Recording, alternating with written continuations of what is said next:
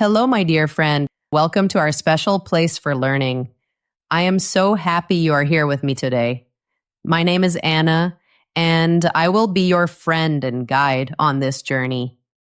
If you are new to our podcast, a very big, warm welcome to you. We are a family of learners from all over the world, and we are so happy you have joined us. If you are a returning listener, thank you for coming back. It means so much to me that we can learn together again. Your presence here makes this community special. Today, we are going to do something a little different. We are going to have a lot of fun while we learn. Our episode today is all about verbs, action words. I know that learning new words can be hard. Sometimes you learn a new English verb, you feel happy, but the next day, the word is gone. It has vanished from your memory. This can feel so frustrating. It can feel like you are hitting a wall. But please, do not worry. You are not alone in this feeling. Today, we are going to change that. We will learn in a new way, a way that is fun, active, and easy to remember. In this episode, I will describe more than 50 common English verbs. I will not just say the words. I will help you feel the words. I will help you see the actions in your mind. This will be our ultimate visual learning guide, but for your imagination. We are going to connect words to feelings. We are going to connect words to actions. When you hear the verb and imagine the action, you build a strong connection in your brain. This connection makes the new word unforgettable. It makes the new word a part of you. We will learn verbs for everything, from the little movements of your eyes to the big movements of your legs. I will give you very clear example sentences for every single verb. And I will also share some extra phrases to help you sound even more natural. Get ready to feel confident. Get ready to learn in a new, joyful way. This is your path to understanding action verbs, and I am here to walk it with you. Thank you from the bottom of my heart for being here.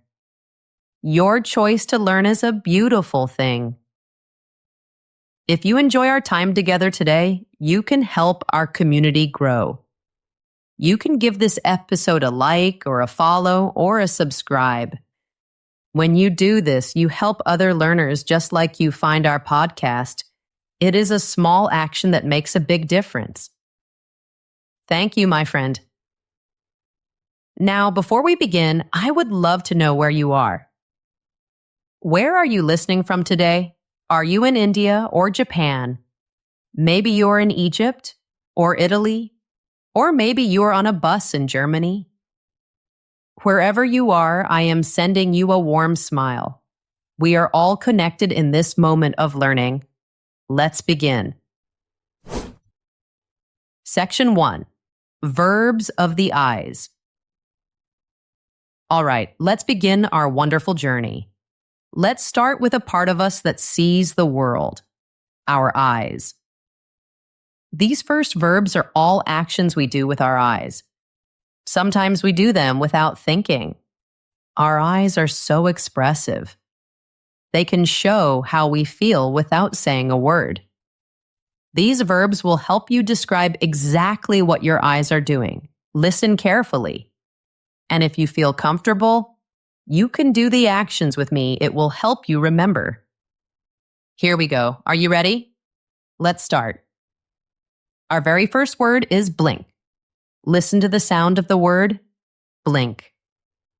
Can you say it with me? Blink. To blink is to close and open your eyes very quickly. Close. Open. Very fast. That is a blink. Let's try it. Close your eyes now and open them quickly. You did it. You just blinked. This is something our bodies do all day. We do it automatically. This means we do not have to think about it. Our body does it for us. It is a reflex. It helps keep our eyes moist and clean. It is very important. But we can also blink on purpose. We can choose to blink. Imagine this. You are in a dark room. Suddenly someone turns on a bright light. The light is very strong. It hits your face. What do your eyes do? They blink. You have to blink many times. The light was so bright, I had to blink. Let's imagine another story. Picture yourself watching a very sad movie. You feel the sadness in your heart. You feel tears coming to your eyes. But you are with a friend, and you do not want to cry. So, what do? You might blink very fast. You blink and blink and blink again.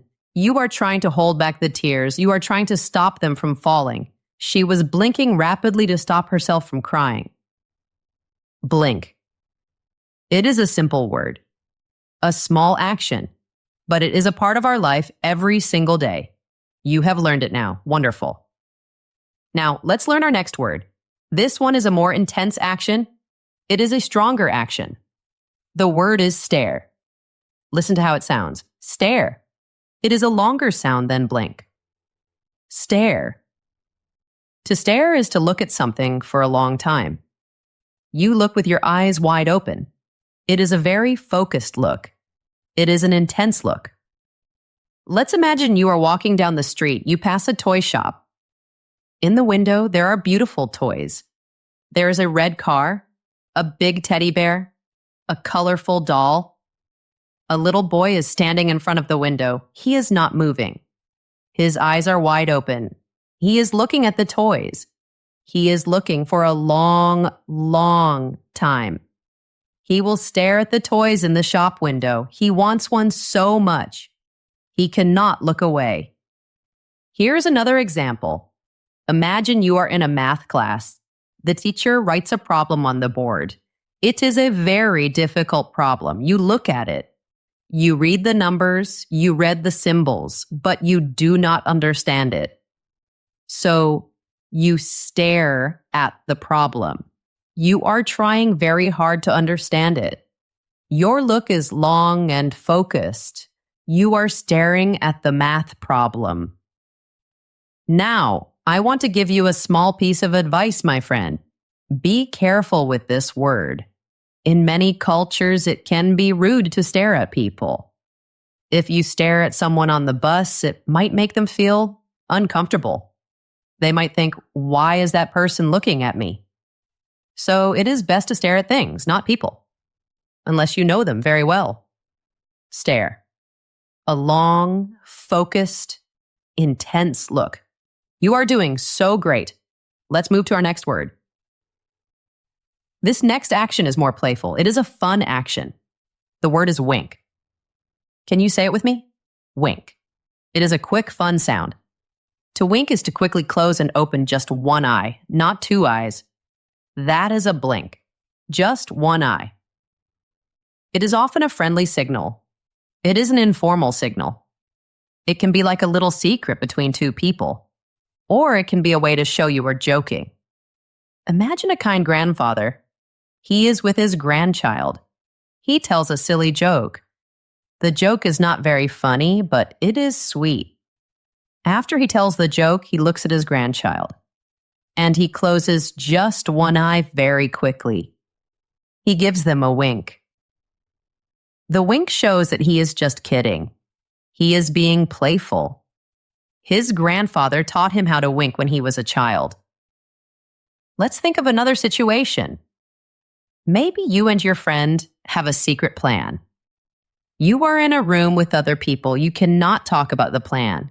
So you look at your friend across the room. You give a quick wink. Your friend sees it and understands. It is a secret message, just between you two. A wink is a small action, but it can say so much. It can say, I am joking. It can say, this is our secret. It can say, I see you. It is a beautiful little piece of communication without words. Can you wink? Try it now if you like. It can be tricky at first. Some people can only wink with one eye. It's okay if you can't. Just imagining it is perfect. Wonderful. We have one last verb for the eyes. Our final verb in this section is cover. Cover. Let's say it together. Cover. To cover your eyes means to place your hands over them. You use your hands to hide your eyes. Why would someone do this? People often cover their eyes when they are scared, or when they feel embarrassed, or when they simply do not want to see something. Imagine you are watching a movie. It is a very scary movie. There is a monster on the screen. The music is loud and frightening. You know something scary is about to happen. You don't want to see it, so you cover your eyes with your hands. During the scary part of the movie, she had to cover her eyes. She is protecting herself from the scary image. Here's another sweet example. Think about children playing a game. They are playing hide and seek. One child has to count to 10. While they count, the other children hide. What does the counting child do? The child will cover their eyes. They stand by a tree. They put their hands over their eyes so they cannot see. Then they count. 1, 2, 3. It is a rule of the game. It is a very natural protective gesture. So let's review what we learned. We learned 4 essential verbs for our eyes. First, we learned blink, a quick closing and opening of both eyes. Then we learned stare, a long, intense look. After that, we learned wink, a quick closing of just one eye. And finally, we learned cover, to hide our eyes with our hands. You have learned so much already. Take a deep breath. Feel proud of what you have done. You are building your English vocabulary word by word, and you are doing an amazing job. Section 2, Verbs of the Head. Excellent work. You did so well with the verbs of the eyes. I am so proud of you. Learning new words can feel hard sometimes, but you are doing it. You are taking small, steady steps. And every small step is a victory. Remember the words we just learned. Blink, stare, wink, and cover. These are your new tools. You can use them to describe the world around you. Isn't that a wonderful feeling? Okay, are you ready for our next adventure? Let's take a little journey upward. We learned about the eyes. Now, let's think about the part of our body that our eyes are on. That's right. Our head. We are now going to learn some verbs for the head. These are actions we do with our whole head. They are very, very important for communication, especially nonverbal communication. This means communicating without words. These gestures are used all the time in English-speaking countries. You will see them every day. Let's begin this new section with positive energy. You are ready? Let's learn together. Our first verb for the head is incredibly common. You probably already know this gesture. The word is nod. Nod. It's a short, simple word. Let's say it. Nod. To nod is to move your head up and then down, a little movement. This gesture is understood almost everywhere in the world. It is a way of saying yes. It is a way of showing you agree with someone. Imagine you are in a classroom. The teacher explains a new idea. Then she asks, "Does everyone understand?" You understand the idea perfectly. So you move your head up and down. You nod. All the students who understood began to nod. They are telling the teacher yes without making a sound. It is quiet and respectful. Here is another example. Imagine your friend is telling you a story. You agree with what she is saying. You want to show her that you are listening and that you approve. But you don't want to interrupt her, so You just give a small nod, a slight nod. She didn't say anything, but she gave a slight nod to show her approval. It's a wonderful way to encourage someone when they are talking. You can also nod along to music. If you are listening to a song you love, you might nod your head to the beat. Up and down, up and down. It shows you are feeling the rhythm. Nod. A simple yes with your head. You are doing great. Now let's learn the opposite action. The action for no. The word is shake. Shake. Let's say it together. Shake. To shake your head is to move it from side to side, from left to right and back again. This is the common gesture for saying no, or for showing that you disagree with something, or even for showing that you are surprised or disappointed. Let's imagine a scene. You're at a cafe with a friend. You have just finished your cup of coffee. The waiter comes to your table. He asks, "Would you like more coffee?" You do not want more coffee. You're full. So you just move your head from side to side. You shake your head. I asked him if he wanted more coffee, but he just shook his head. The waiter understands. You said no without a single word. You can also shake your head to show disappointment. Imagine a soccer game.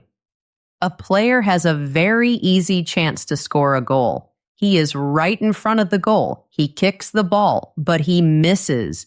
The ball goes high over the goal. What does the coach do on the sideline? The coach shakes his head. He moves his head from side to side. He is showing his disappointment. He cannot believe the player missed. The coach shook his head when the player missed an easy goal. This verb, shake, is also part of a very useful phrase. It's called a phrasal verb. The phrase is to shake off.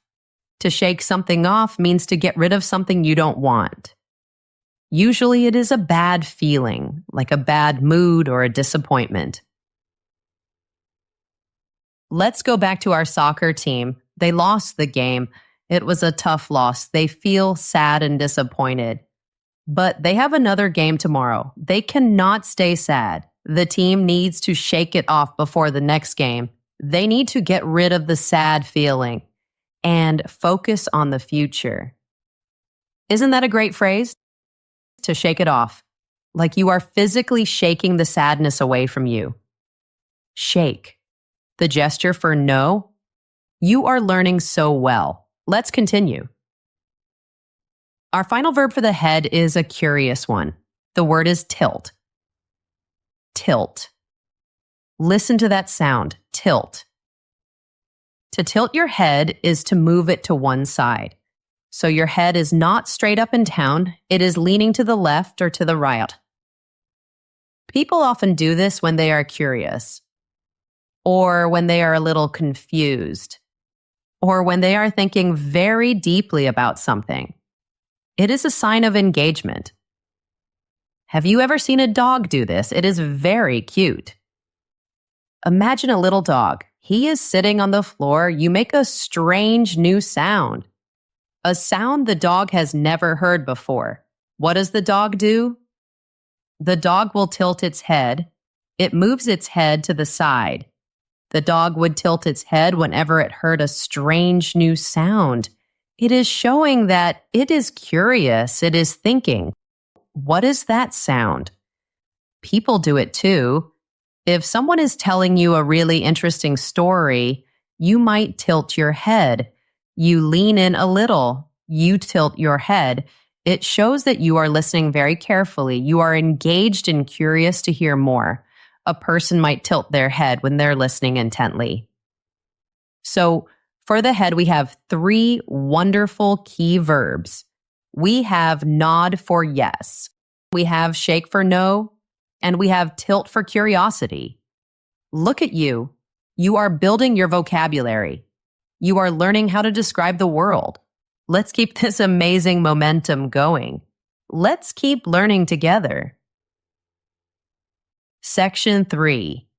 Verbs of the nose. You are doing wonderfully. We have covered the eyes. We have covered the head. Now let's move down to the center of the face. The nose. We might not think about our nose being very active, but there are several very important verbs connected to it. These verbs are related to breathing and smelling and our health. Let's explore them together. Are you ready? Let's start with an action that is common but private. Maybe not very polite to do in public. The word is pick. Pick. Let's say it. Pick. To pick your nose is to use your finger to clean out your nostril. It is something many people do, but it is a private habit. It is considered rude to do this in public, in front of other people. This is a good verb to know, especially if you have children or work with children. You might need to tell a child something like this. Please don't pick your nose. Use a tissue instead. A tissue is a soft paper for cleaning your nose. It is a very straightforward verb. It means exactly what it sounds like. It is good to know this word so you can understand and speak about it politely. Let's use it in a sentence. It is not polite to pick your nose at the dinner table. Okay, let's move to our next word. This is an action you do when you are sick.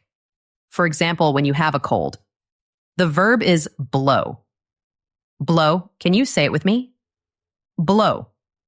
To blow your nose is to force air through your nose.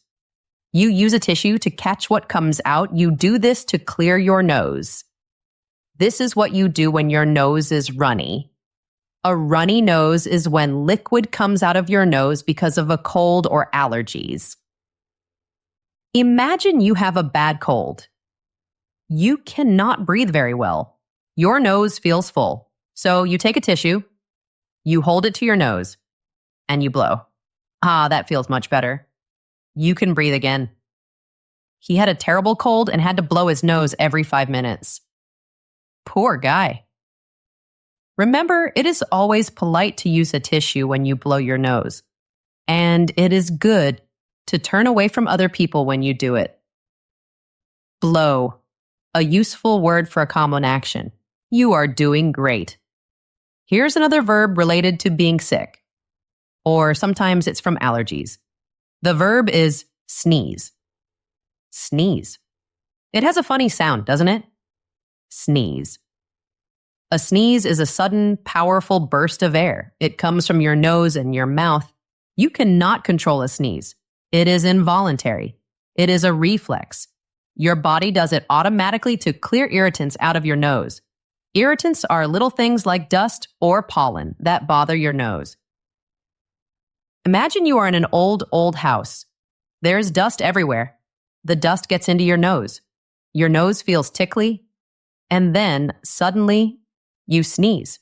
And then you sneeze again. The dust in the old room made her sneeze uncontrollably. In English-speaking cultures, we have a polite tradition. When someone sneezes, it is very common to say, "Bless you." It is a kind thing to say.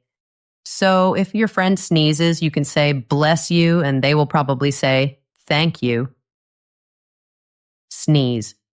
That sudden burst of air. Now you know the word for it. Excellent. Now for a verb related to our amazing sense of smell. The word is sniff. Sniff, let's say it. Sniff. To sniff is to breathe air in through your nose, but it is not a long, deep breath. It is in short, quick breaths. You usually sniff when you want to smell something. Imagine you open the refrigerator. You see a carton of milk. You're not sure if the milk is fresh or old. What do? You open the carton, you bring it to your nose, and you sniff it. You take a little quick breath of air to smell it. You might sniff milk to see if it's gone bad. Or on a happier note, imagine you're in a garden. You see a beautiful rose. You want to enjoy its beautiful perfume. So you lean down and you sniff the flower. Ah, it smells wonderful. Animals sniff all the time. Think of a dog. A dog's nose is very powerful. When you take a dog for a walk, what does it do? The dog started to sniff the ground. It is searching for a trail. It is smelling all the interesting smells. There is one other meaning for sniff. Sometimes people sniff when they are trying not to cry. It is a sharp, loud inhale through the nose. It is the sound someone makes when they are sad and holding back tears. Sniff. A wonderful word for smelling and feeling. You are doing so well. One more verb for the nose. This last one is a playful, funny verb. The word is wiggle. Wiggle. It's a fun word to say. Wiggle. To wiggle your nose is to move it up and down or side to side. It is a quick, twitching motion, like a little dance with your nose. Not everyone can do it. It is a little bit like a magic trick. It is often seen as a cute or funny action. Think of a little rabbit. A rabbit's nose is always moving. It is twitching and wiggling. A child might learn how to do this. Imagine a little girl. She is pretending to be a bunny. She says, "Look at me," and she wiggles her nose. The little girl could wiggle her nose just like a rabbit. It is a playful and silly action. Wiggle. So let's look back at our nose verbs. We learned pick for cleaning our nose. We learned blow for when we have a cold. We learned sneeze, that big burst of air. We learned sniff for smelling things.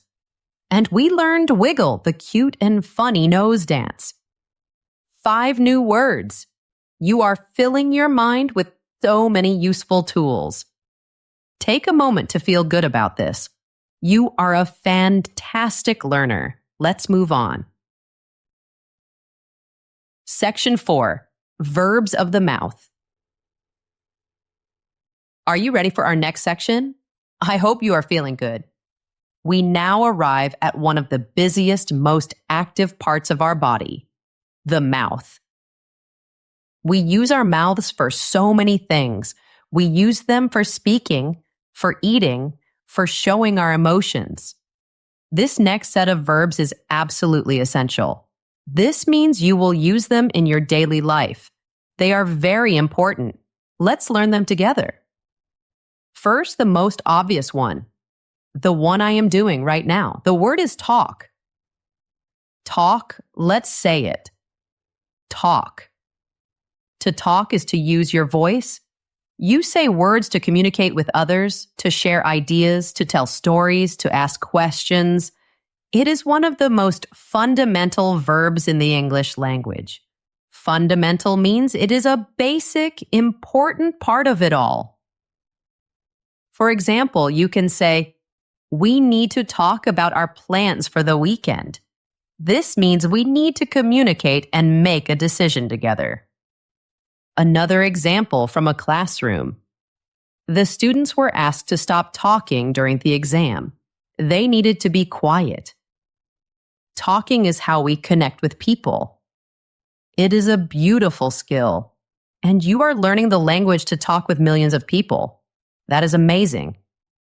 Next, a musical action you can do with your mouth. The word is whistle. Whistle. Say it with me. Whistle. To whistle is to make a high-pitched sound.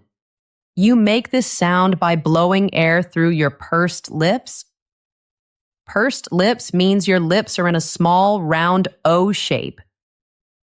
Some people can whistle very well. They can whistle beautiful tunes and songs. Some people whistle to call their dog. Or you can whistle to get someone's attention from across the street. Imagine a happy person. He is walking to work.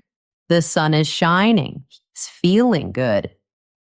He starts to whistle a happy tune while he worked. His music floats in the air. Can you whistle? It can be hard to learn, but it is fun to try. Just imagine that sweet, high sound. That is a whistle. Similar to whistling, we have another musical verb. This one uses your voice. The word is sing. Sing. What a happy word. Sing. To sing is to make musical sounds with your voice. You can sing your favorite song. You can sing in a choir with other people. You can sing in the shower when you are alone. You can sing a lullaby to a baby to help them sleep. Singing is often an act of pure joy. It is a way to express feelings that are too big for just talking. Imagine a girl listening to the radio. Her favorite song comes on. She is so happy. She loves to sing along to her favorite songs on the radio. She knows all the words. Sing. You don't have to be a professional to sing. You just have to enjoy it. Now let's go from a loud musical sound to a very quiet one. Let's learn a quieter form of talking. The verb is whisper. Whisper. Listen to the soft sound of the word itself. Whisper. To whisper is to speak very, very quietly. You use your breath more than your voice.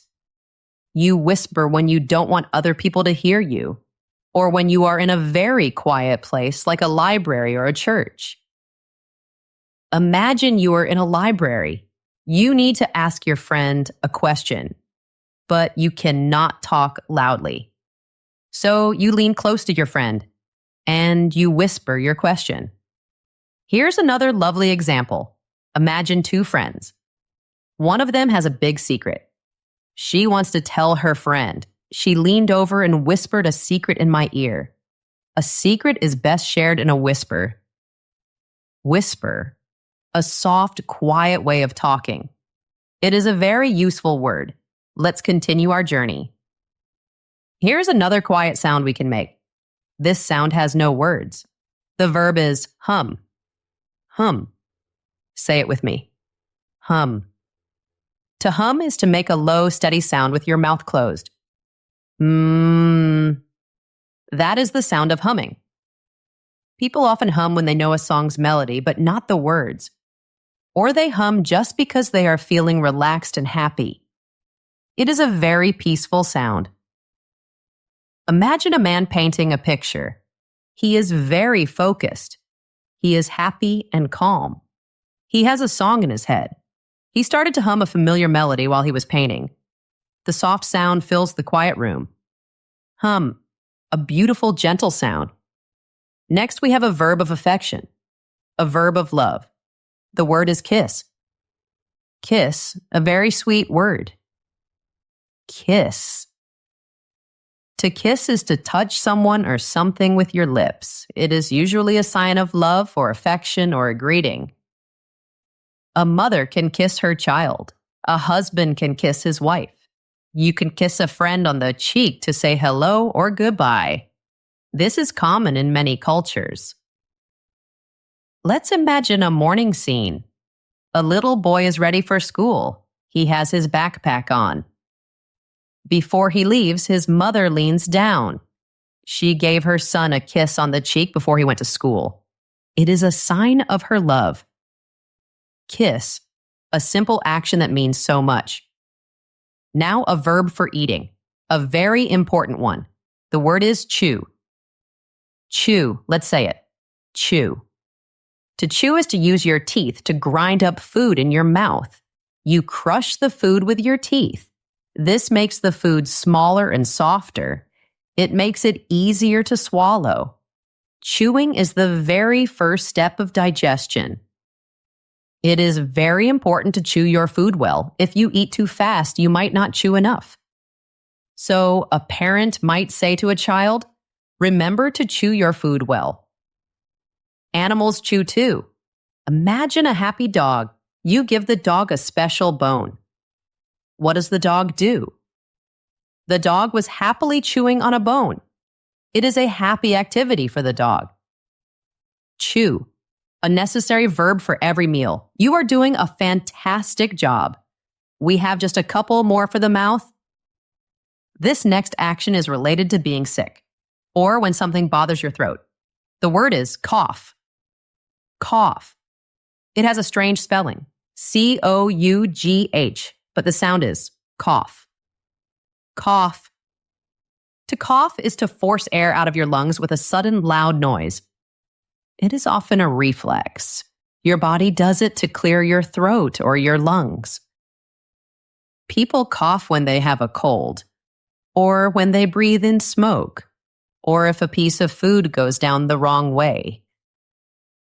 Imagine you are near a fire. There is a lot of smoke in the air. You breathe it in. Your throat feels irritated. He started to cough because of all the smoke. It is polite to cover your mouth when you cough.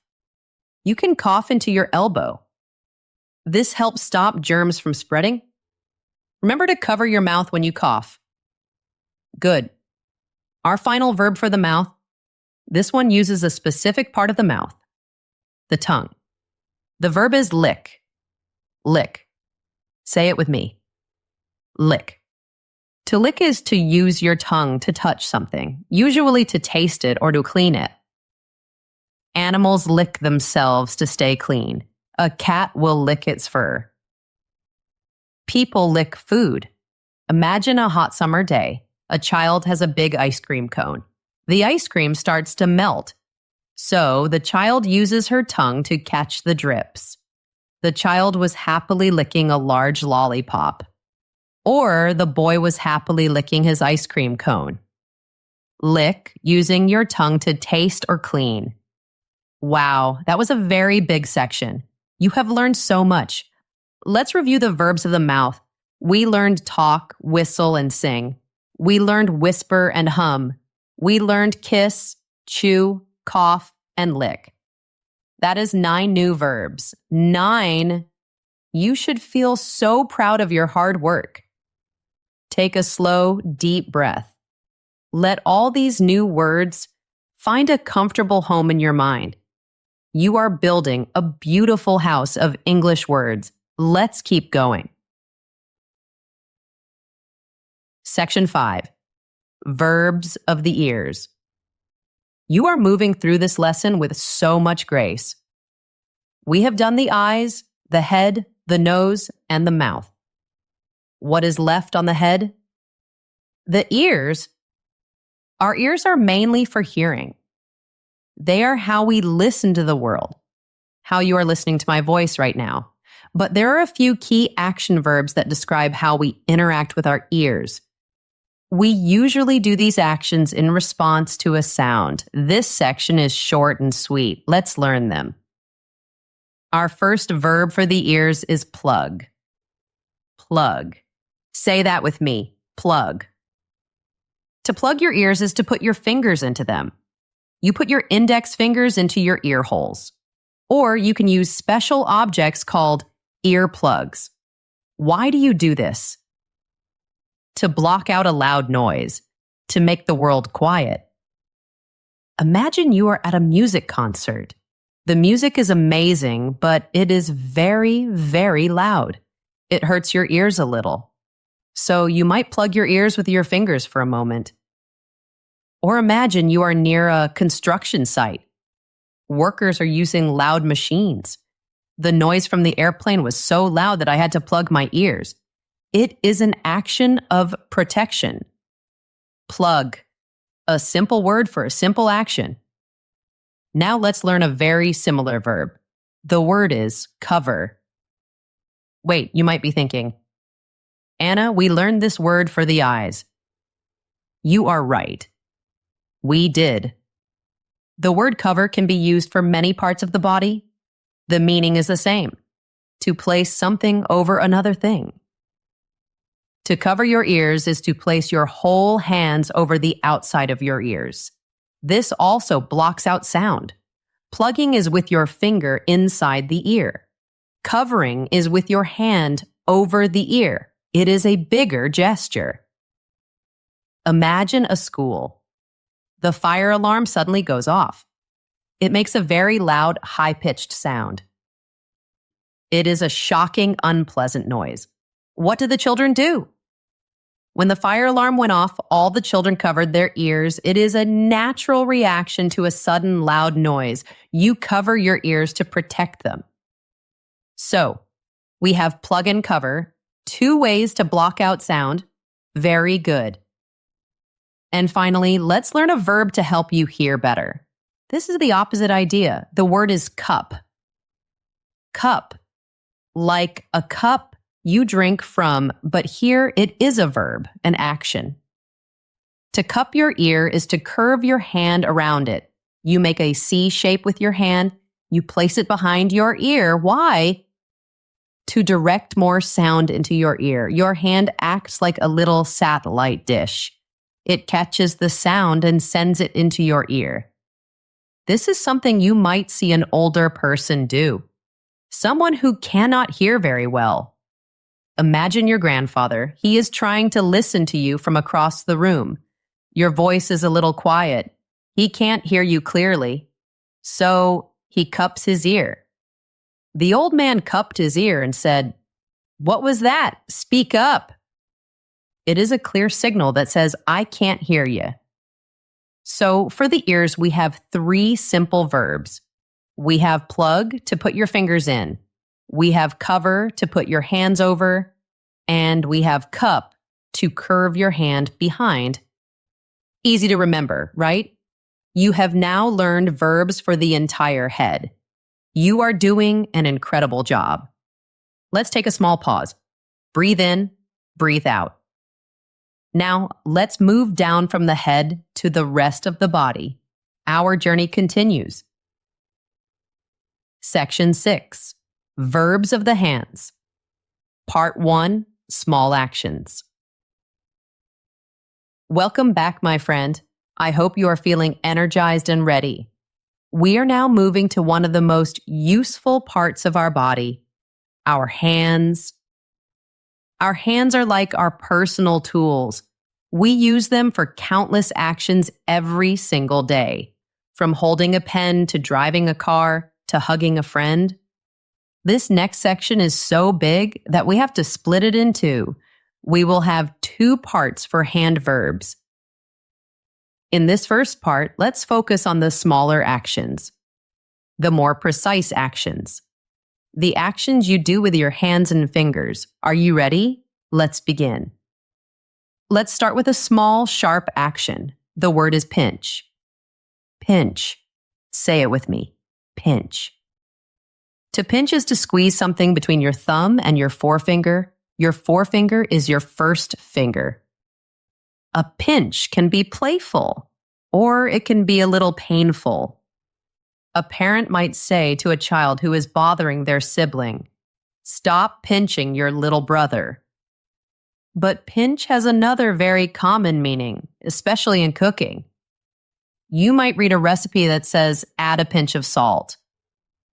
What does that mean? It means a very, very small amount of salt. How much? Just the amount you can hold between your thumb and your finger. A little pinch. It is a great word for a tiny amount. Pinch. A useful word in the kitchen and in life. Next, a similar action, but different. The word is poke. Poke. Let's say it. Poke. To poke is to push your finger into someone or something. It is a quick, direct push with the tip of your finger. You can also poke with a pointed object like a pen. Why do people poke often? To get someone's attention. Imagine you are sitting in class. Your friend is in front of you. You want to ask them something, but you can't talk. So you gently poke them in the back with your finger. Or more annoyingly, he kept poking me in the back with his pen. You can also poke things to test them. Imagine you are baking a cake.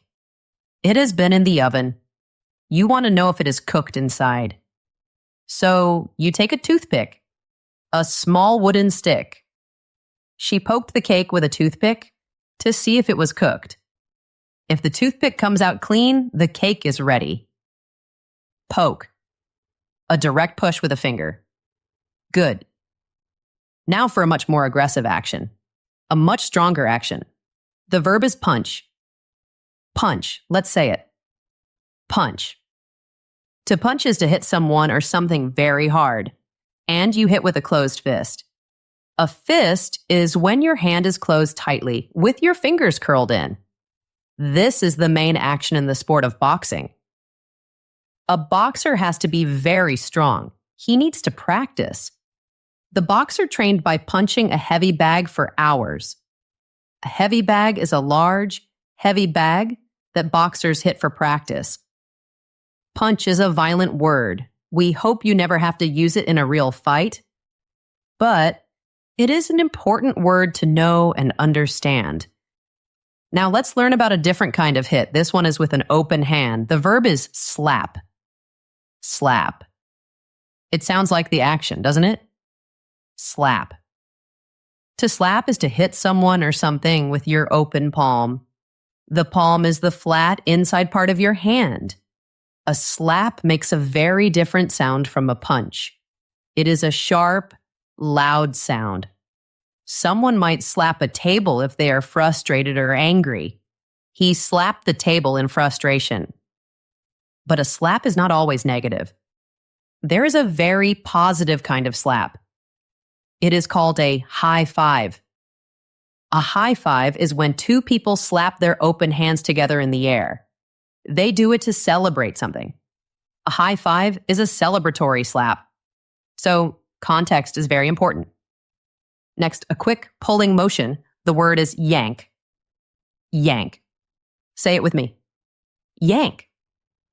To yank is to pull something very hard and very suddenly. It is not a gentle pull. It is a strong, forceful pull. It implies a lot of force and speed. Imagine an old lawnmower, a machine to cut the grass. To start it, you have to pull a cord. But the cord is stuck. You have to pull it very hard. She had to yank the cord to start the lawnmower. Here's another example. Someone is in a hurry. They need to leave a room quickly. He yanked the door open and rushed outside. He didn't open it gently. He yanked it. Yank. A hard, sudden pull. Now let's learn a gentler version of that, a softer pull. The verb is tug. Tug, let's say it. Tug. To tug is also to pull something, but it is usually more gentle than a yank. Or it is a repeated, gentle pull. Imagine a little child in a big store with their mother. The child sees a toy they want. The mother is walking away. The child wants her attention. So the child will tug on her mother's coat. A little pull. And then another little pull. The little girl gave a tug on her mother's coat. It's a gentle way to say, "Mom, look at me." So we have yank, which is strong and fast. And we have tug, which is gentler and often repeated. Wonderful. Now a verb that makes a sound with your fingers. The word is snap. Snap, like the sound itself. Snap. To snap your fingers is to make a sharp cracking sound. You make it with your thumb and your middle finger. You press them together and then slide them apart quickly.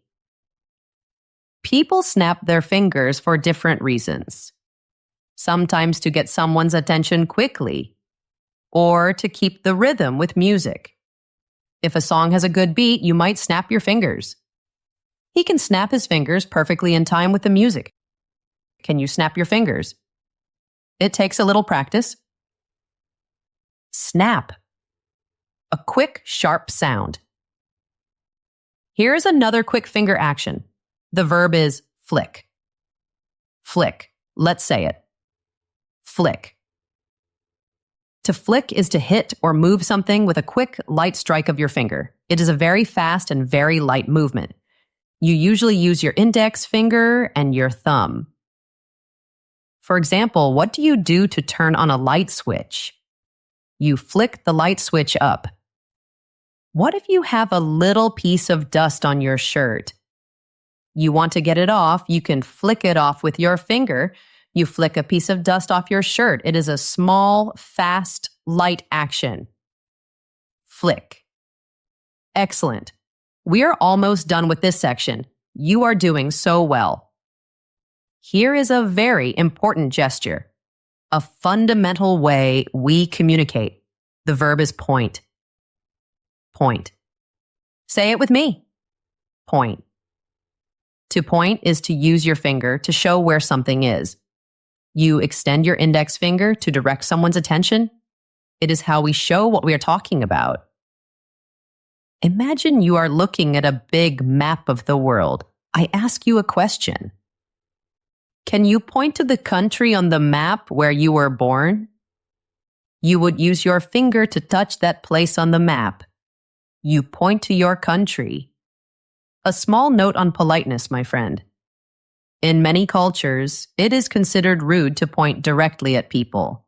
It is better to gesture with an open hand if you need to indicate a person. But pointing at objects is very common and useful. Point. To show the way with your finger. And finally, our last verb in this section. This one is for getting rid of annoying little pests. The word is swat. Swat. Say it with me. Swat. To swat is to hit something with a quick slapping motion. We usually use this word for insects like flies or mosquitoes. You can swat with your hand, or you can use a special tool called a fly swatter. Imagine you are trying to sleep, but there is a mosquito buzzing around your head. It is very annoying. You try to hit it. I tried to swat the mosquito that was buzzing around my head. Swat. A fast hit for a small pest. Wow, that was the first half of our hand verbs. Let's review them quickly. We learned pinch, poke, punch, and slap. We learned yank and tug. We learned snap, flick, point, and swat. That is 10 new verbs. You are working so hard, and I am so proud of you. Let's get ready for the second part of our hand verbs. Take a little break if you need to, and we will continue our journey together. Section 7, Verbs of the Hands. All right, welcome to part 2 of our hand verbs. Are you ready to continue? I know you are. In the last section, we looked at small, precise actions. Actions with our fingers. Now we are going to focus on broader actions. More expressive gestures we make with our whole hands. Let's begin this exciting new section. Let's start with a beautiful sound of celebration, the sound of applause. The verb is clap. Clap.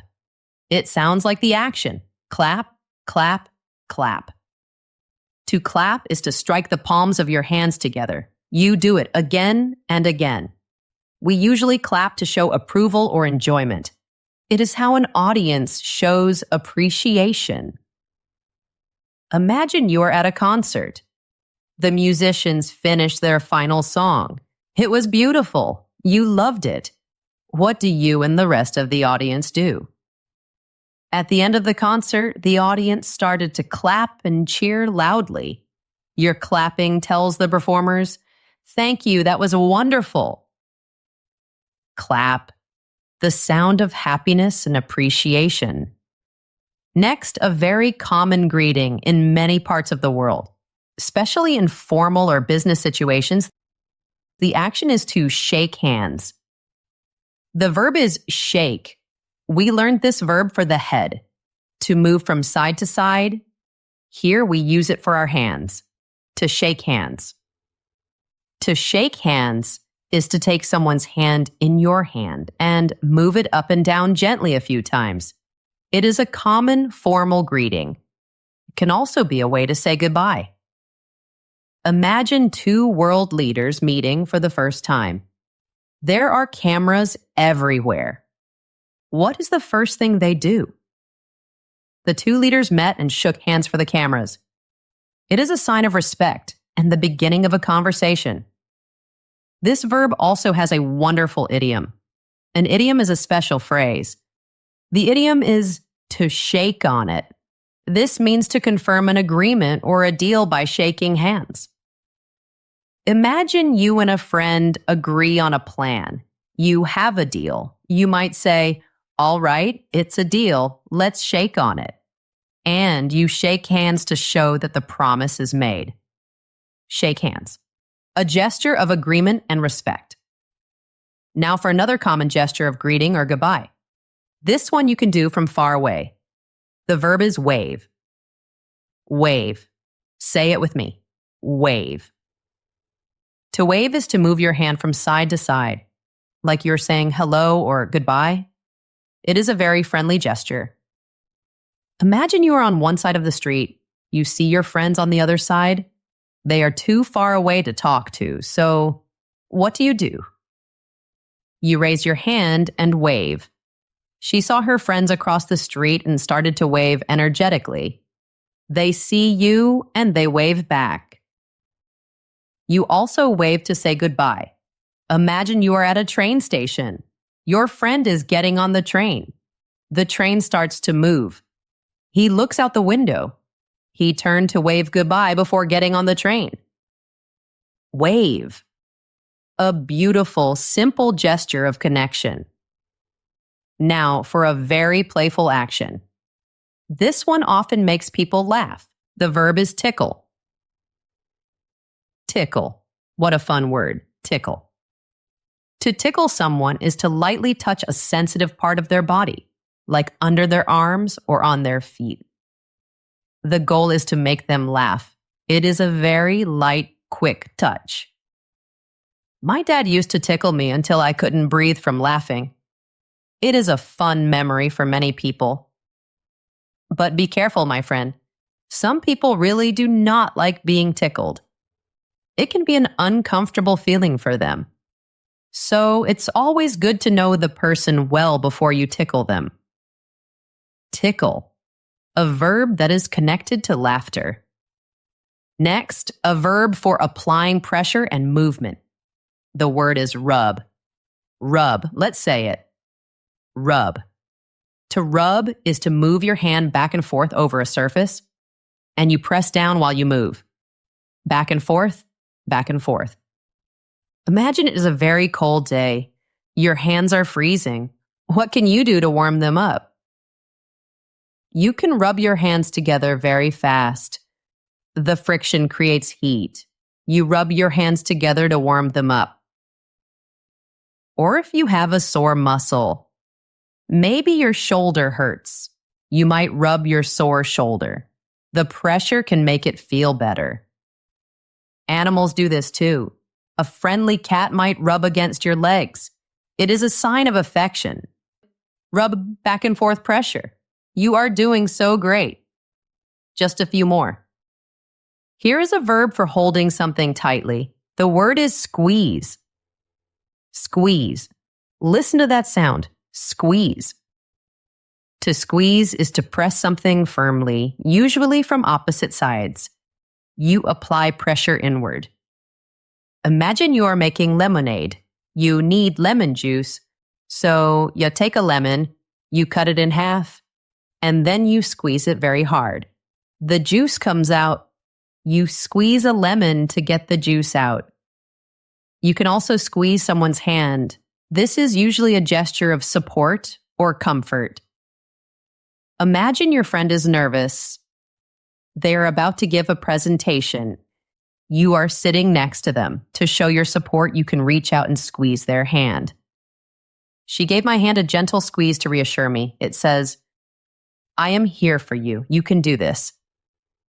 Squeeze. A firm, gentle pressure. And our final verb for the hands. This is a gentle, loving verb for animals. The word is pet.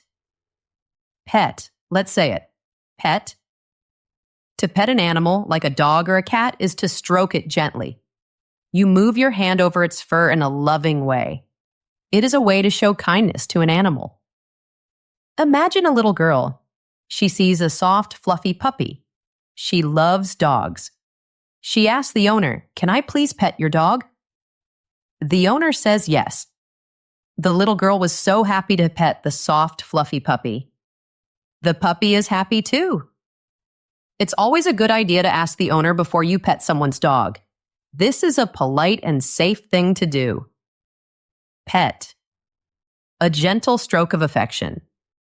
So let's recap our broader hand actions.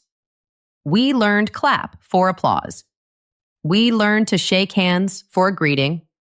We learned wave for hello or goodbye. We learned tickle for laughter. We learned rub for warmth or comfort.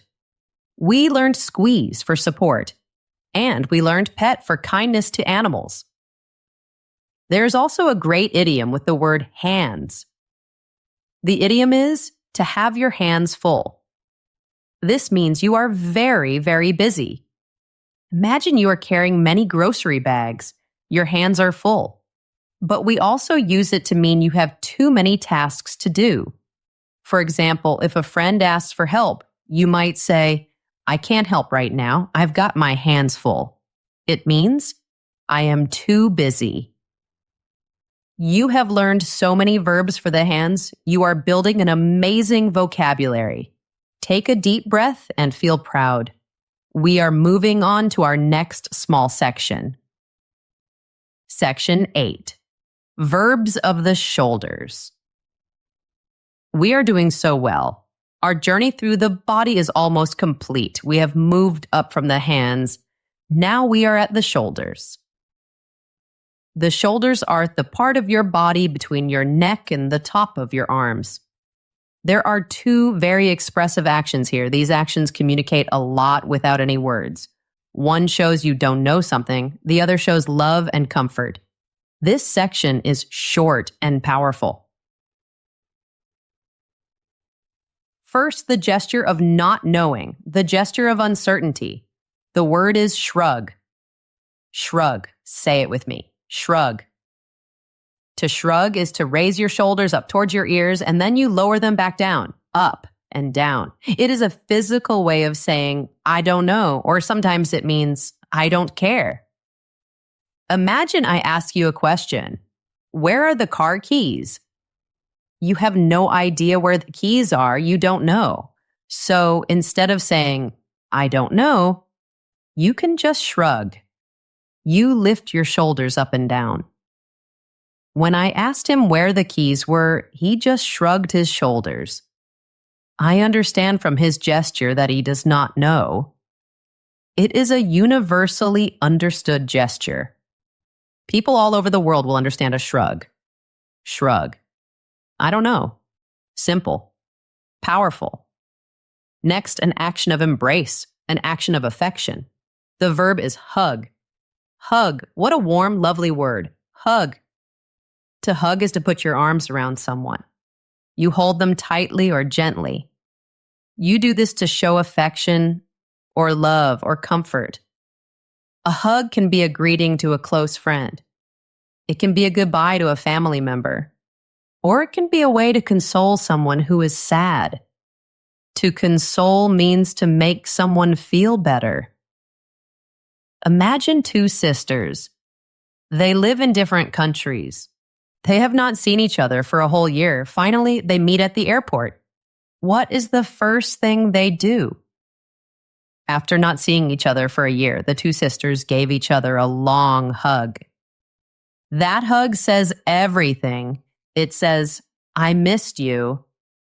It says, I love you. It says, I am so happy to see you.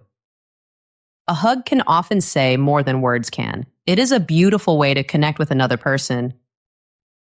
And that's it for the shoulders. Just two very powerful verbs. Shrug for, I don't know. And hug for, I care about you. Short and simple. You have learned them both. We are almost at the end of our list. You are so close to the finish line. Let's keep going. Section 9. Verbs of the legs and feet. We have finally made it. We have journeyed all the way down the body. We are at the bottom half, the legs and the feet. These verbs are all about movement. They're about how we travel through the world, how we interact with the ground beneath us. Let's finish this journey strong. I know you can do it. Let's start with a powerful action. The verb is kick. Kick. Say it with me. Kick. To kick is to hit something with your foot. This is the main action in sports like soccer or football. Imagine a soccer game.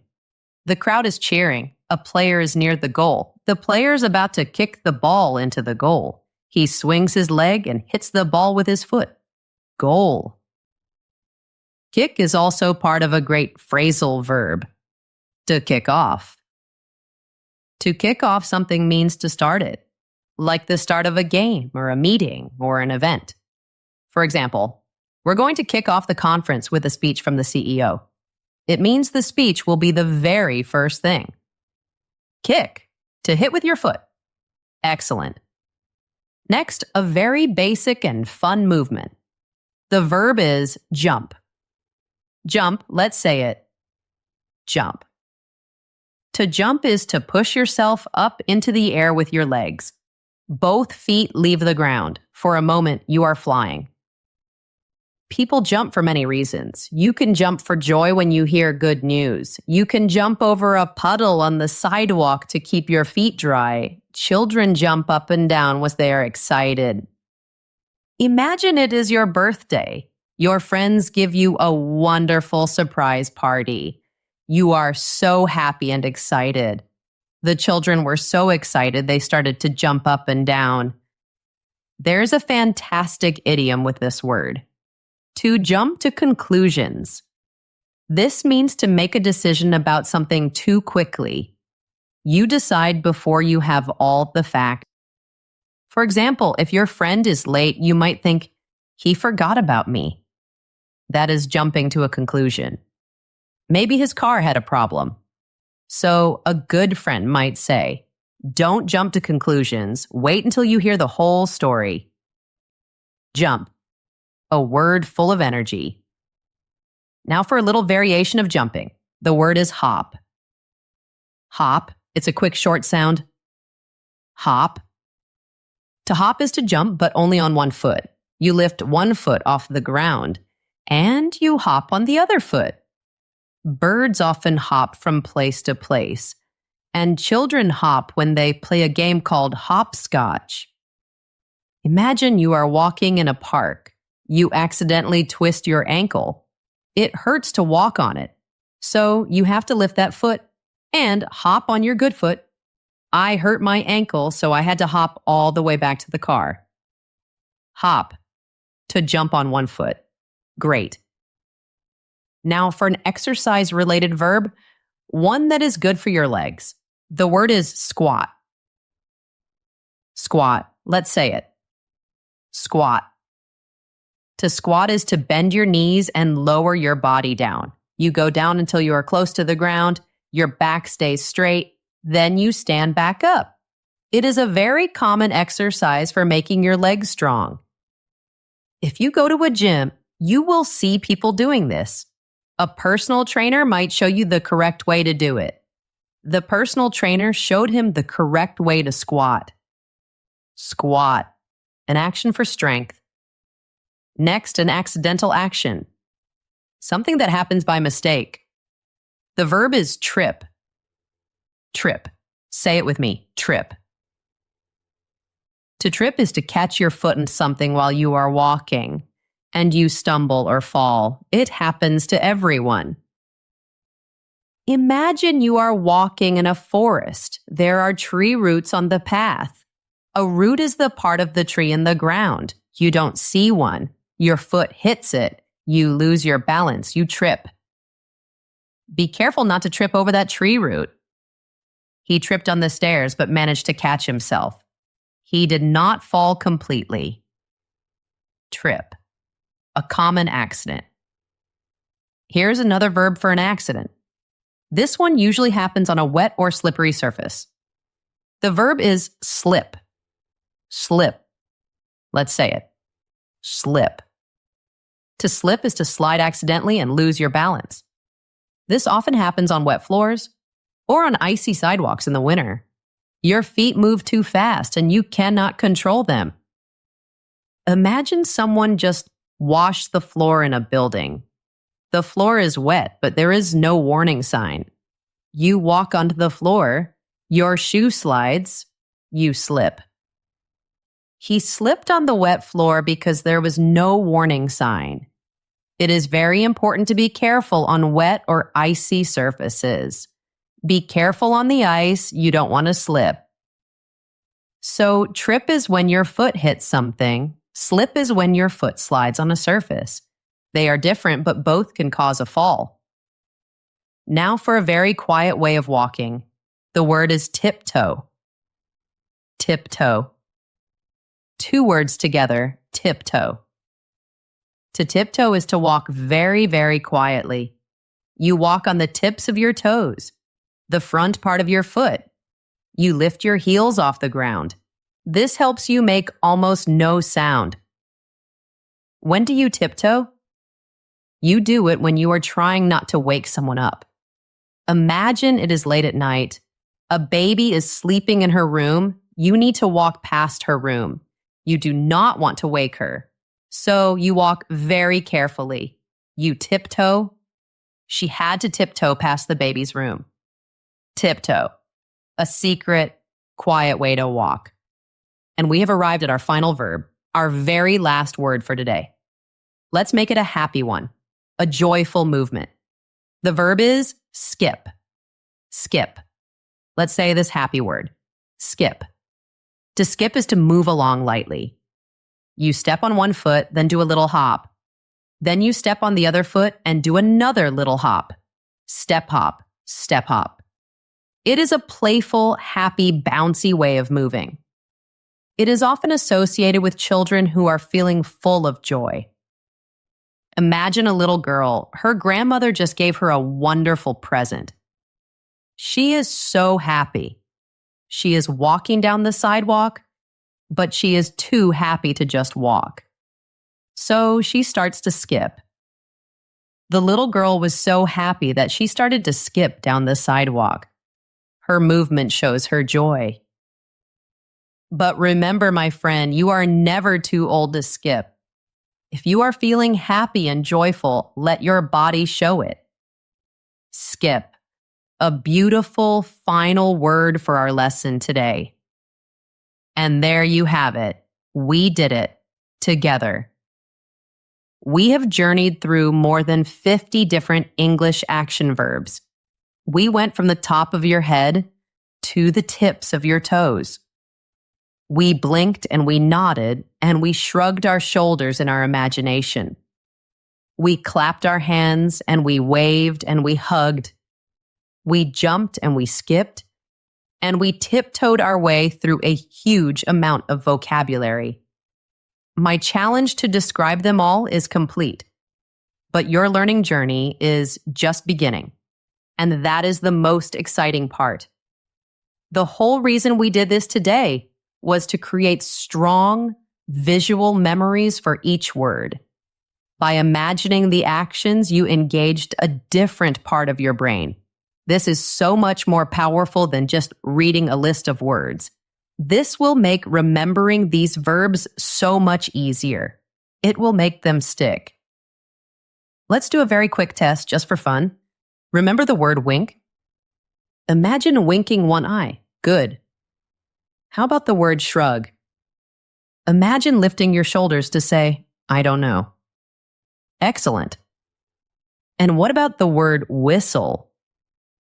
Imagine making a happy tune with your lips. See, you already remember them better because you didn't just read them. You experienced the words in your mind. You felt them. I want you to take what you have learned today and start using it. Notice the world around you. Pay attention to how people use their bodies when they talk. Try to describe their actions in your mind using these new verbs. When you see a child jumping, think, jump. When you see a friend wave, think, wave.